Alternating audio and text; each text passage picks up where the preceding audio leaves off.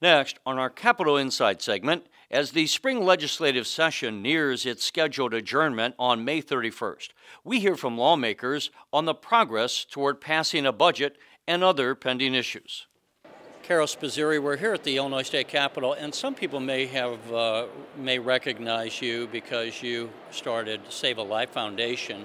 But we're going to be talking with you today about another issue, and unfortunately one that you've become personally familiar with, and that's online stalking. And as we've talked off camera, stalking used to engage, I guess maybe people hiding in the bushes or following you around physically. Tell us, what does it involve today? What was your experience, and what is the threat that people would face? Well, actually, it doesn't pertain to anybody with like ex-husbands or ex-wives. It is everybody could be attacked with it, from your next door neighbor to your children being attacked by other school kids. How it works is that for instance, is programs can be inserted onto your computer without you even knowing it through your internet that can actually watch where you're going through the internet and through your BlackBerry as well. My situation, I have a nonprofit organization with a website and has a numerous amount of supporters or contributors.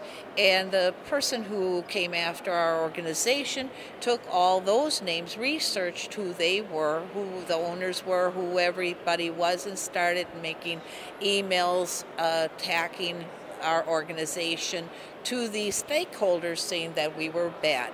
And then going after the media through various different self-composed, his own website was self-composed to make it look like he was a legal person, an attorney law firm, that he made things believable to others when he would address to them by internet. So it's getting a little convoluted, but the point is that you were being attacked and someone was creating lies about your organization at the time. Is that right? That's true. So what we had done is we did find the character through the help of our cybercrime unit, and there's only 6 cybercrime units in the state of Illinois.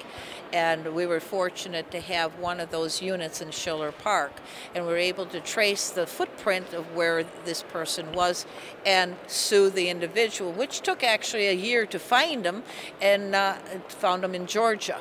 And then that was called tortious interference. It's not called cyber stalking or cyber crime. It's tortious interference is when you take somebody else and attack their stakeholders. It's a form of identity theft, but it's actually more than it's maybe reputation theft. Is that a better way of saying it? Absolutely. Your reputation, because the internet will keep you online forever. Somebody wants to do a background check on you, and 100 years, there it is, and it's all false.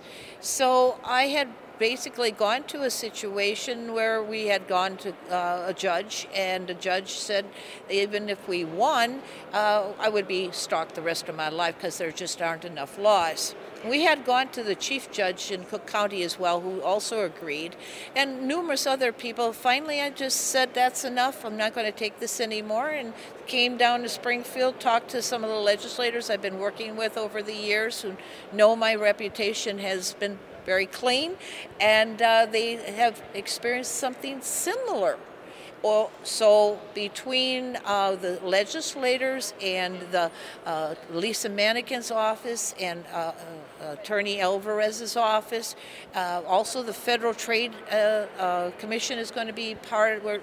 January 10th, we're going to... June 10th. I'm sorry, June 10th. Yeah, let me just say, so you were telling me off camera, so the point is, rather than just being a victim, you're getting together these different stakeholders, lawmakers, private individuals such as yourself, the Attorney General's office, and trying to form a commission to see what can be done about this online stalking. Is that exactly? We're going to review some of the laws of every state that as they are right now, because Texas and Michigan have stronger laws than Illinois. Illinois is just a very diluted state with legislation or with bills here of protection. So we're going to review all those laws and see how we can blend those laws into Illinois and strengthen them from there.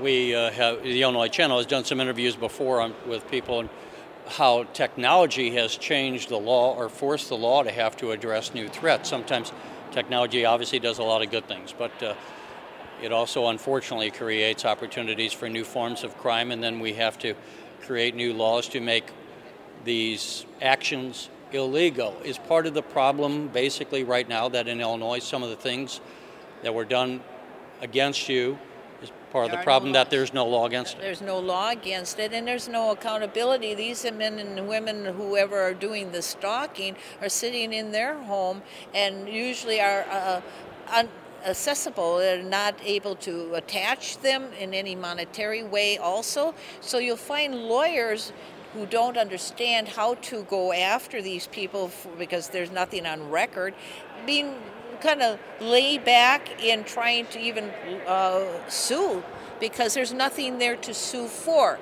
If the person who's being attacked doesn't have the money to sue, and they'll never get their money back because there's nothing there. That's a civil crime. In your mind, would you be asking lawmakers to make this a criminal crime? And then that's the other issue. The layman might go, you mean that's not a crime, but if it isn't definitively a crime, then there's also no prescribed form of punishment. There's no 1 year, 2 year. It has to be classified as a crime. Is that right? I mean, so these people can be prosecuted. Well, like in Texas, it is a crime for stalking with the internet, and it is imprisonment for that. Here, there is none. So we have to go through all the laws that are already in existence and work from there. And if you had your way, would this be a civil crime or a criminal crime? It depends how intensified is. I mean, we've had young children who have committed suicide, and I'm telling you, there's probably a lot more that have done damage to themselves or injured themselves, but we don't hear about it because it's not news right now. But unless it's somebody that actually dies. So it really depends on the situation, if it's civil, if it's criminal. All right. Well, we'll follow it, and thanks for the heads up on this June 10th meeting. Carol Spizzirri, thanks for joining us, Illinois Channel. Thank you so much. You're so sweet. You're watching the Illinois Channel, an independent nonprofit corporation formed to provide gavel-to-gavel coverage of Illinois state government and other public affairs events taking place across Illinois.